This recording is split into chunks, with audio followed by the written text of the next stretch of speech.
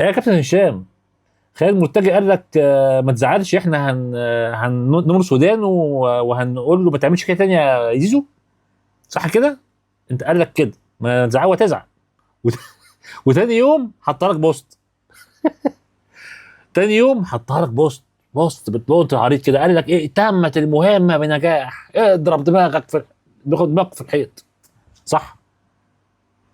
ده اللي حصل. ليه؟ عشان انتوا ضعاف.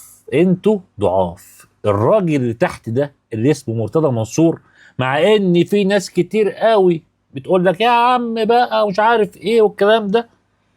اه انا كنت من الناس اللي بحبه.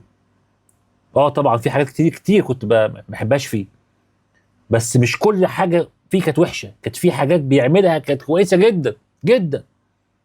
اولها بالنسبه لي اللي كنت شايفه فيه ان هو كان بيرد على الكل، ما بيسكتش.